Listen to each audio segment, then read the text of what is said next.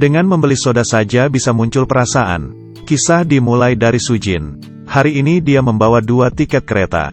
Menunggu pacarnya mengajaknya kawin lari. Tetapi pada akhirnya itu adalah kesalahan. Sujin yang sakit hati datang ke minimarket untuk membeli soda. Setelah keluar dari sana, ia menyadari sodanya ketinggal di meja kasir. Ia berbalik dan menabrak seorang laki-laki pemulung yang sedang membawa sekaleng soda.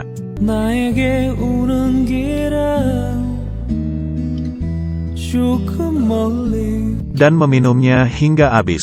Tiba-tiba muncul rasa ingin balas dendam, tapi penyakit pelupanya sangat parah. Saat naik bus dia menyadari dompetnya hilang. Kemudian kembali lagi ke minimarket. Kasir mengeluarkan dompet dan sodanya. Dirinya baru tahu dia sudah salah paham kepada si pemulung. Ini bukanlah pertemuan yang menyenangkan. Sujin yang beberapa hari kemudian memutuskan untuk keluar dari patah hatinya, mengikuti ayahnya untuk jalan-jalan, dan sekalian mengamati pabrik keluarganya.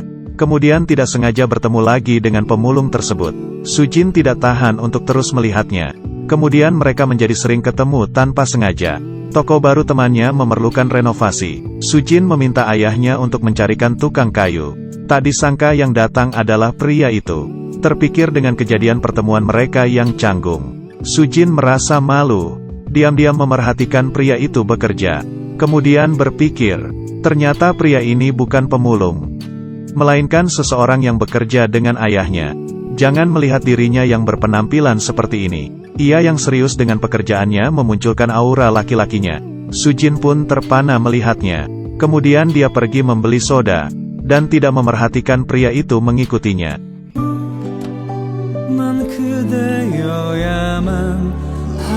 Menggunakan caranya sendiri, membentuk suatu hubungan. Mengingat kelakuan mereka yang kekanakan, Sujin pun tertawa. Tapi di saat ia bersiap untuk pulang ke rumah, perampok merebut tasnya. Cholsu yang melihat kejadian itu, langsung mengejar perampok tersebut. Kemudian berhasil merebut kembali tasnya. Bersama-sama di dalam mobilnya, Cholsu menggunakan kacamata, dan memberikan helm kepada Sujin. Ekspresinya yang datar dan serius. Sujin hanya bisa menurutinya. Sejak itu Sujin muncul perasaan kepada Cholsu. Diam-diam selalu memerhatikannya. Saat ketahuan ia langsung malu dan bersembunyi. Pada suatu hari, dia tidak bisa menahannya lagi. Dia pun berinisiatif untuk menyatakan perasaannya. Terlebih lagi, wanita cantik dengan keluarga kaya sepertinya, secara alami pasti akan jatuh cinta. Bila kamu meminumnya, maka hubungan kita akan semakin dalam. Bila tidak, kita akan menjadi orang saling tidak mengenal untuk selamanya. Ia pun langsung meminumnya dalam satu teguk. Mereka pun menjalin hubungan. Mereka seperti pasangan biasanya, penuh keromantisan. Cholsu selain melakukan pekerjaannya sebagai tukang kayu, ia juga sering bermain baseball atau bermain kartu. Untuk membuat Sujin bahagia, di bawah dorongan dan dukungan Sujin, Cholsu berhasil lulus ujian arsitek dan menjadi seorang insinyur. Hubungan mereka sudah masuk ke jenjang pembahasan pernikahan. Cholsu tidak bersedia untuk menemui orang tua Sujin. Keluarganya yang tidak bahagia membuatnya sedikit trauma dengan pernikahan. Tapi Sujin tetap mengundang orang tuanya. Melihat pasangan putrinya adalah seorang pekerja yang bekerja di tempatnya, ayah Sujin menolaknya. Di saat Sujin permisi ke toilet, Sujin pun langsung keluar dan jatuh pingsan. Untungnya Cholsu langsung mengantarnya ke rumah sakit. Melihat hubungan anaknya dan Cholsu yang begitu dalam, akhirnya sang ayah pun setuju dengan pernikahan mereka. Cholsu juga tidak ingin mengecewakan ayah Sujin. Ia tidak hanya mendirikan kantornya sendiri, ia juga mendapat proyek untuk membangun villa untuk pelanggannya yang adalah orang kaya. Hubungannya dengan Sujin semakin baik, tapi penyakit pelupa Sujin yang semakin parah setelah pernikahan membuatnya ia lupa untuk mematikan gas, dan lupa barangnya letak di mana, hingga lupa jalan pulang. Kemudian Sujin menemui dokter.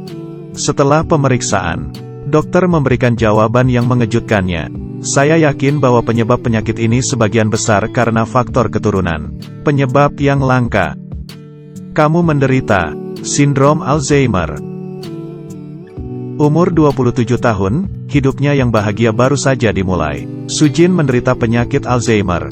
Karena penyakitnya ia pun mengundurkan diri dari pekerjaannya. Ingin menggunakan waktunya untuk terus bersama Cholsu. Tapi makanan siang yang dia siapkan untuk Cholsu Dua-duanya berisi nasi putih. Hal ini membuatnya merasakan keanehan pada istrinya. Dan ia menemui dokter. "Kamu yakin?" "Tenang, Pak. Istrinya juga meninggal karena penyakit ini. Dia sudah menggunakan segala caranya untuk menemukan obat penyakit tersebut. Harus menerima kenyataan. Kamu tidak bisa merubah apa-apa." Di saat yang sama Sujin jatuh pingsan di jalan. Dan polisi menolongnya. Dia lupa dengan siapa dirinya dan tinggal di mana. Kemudian bertemu dengan mantan pacarnya. Seperti tidak terjadi apa-apa, dia mengikutinya pergi. Di saat ia sadar, ia ketakutan dengan dirinya sendiri. Hal ini membuatnya ingin kabur. Sujin pergi ke tempat dulu mereka sering bermain baseball. Dan Cholsu dengan cepat menemuinya. "Di otakku seperti ada sebuah penghapus. Aku akan membantumu mengingat segalanya. Tidak perlu repot-repot. Aku akan sangat cepat melupakan semuanya. Aku bahkan tidak tahu mengapa kamu ada di sampingku. Kamu akan menghilang dari kepalaku." Cholsu tidak memedulikan kata-katanya. Dia hanya tahu apapun yang terjadi dengan Sujin, dia akan tetap berada di sampingnya. Kemudian ia menempelkan banyak tulisan di dinding rumah. Membantu Sujin belajar, mengingat kenangan mereka bersama. Sujin yang lupa ingatan. Semuanya terasa asing untuknya. Di saat mengatakan "aku mencintaimu", dia menyebutkan nama mantannya kepada Cholsu. Setelah itu agar Cholsu tidak sakit hati, Sujin memanfaatkan di saat dirinya kembali sadar. Menuliskan sebuah surat untuk menyampaikan perpisahan. Tapi bagi Cholsu, Sujin yang lupa ingatan membuatnya repot. Tapi kehilangan Sujin lebih menyakiti dirinya. Ia tidak memiliki alasan lain untuk hidup. Mungkin akan terus mengingat kalimat yang tidak pernah ia lupakan. Akhirnya ia menerima surat dari Sujin yang ditunggu-tunggunya. Kemudian menuju ke alamat surat itu dikirim. Akhirnya ia bertemu dengan istri yang dirindukannya. Buku gambar yang terjatuh. Ia melihat dirinya yang digambar oleh istrinya. Detailnya secara bertahap dihapus oleh penghapus. Dan hanya tersisa garis besar yang tidak jelas. Untuk membantu ingatan Sujin, Cholsu membawanya ke minimarket tempat mereka pertama kali bertemu. Mata Sujin dipenuhi air mata.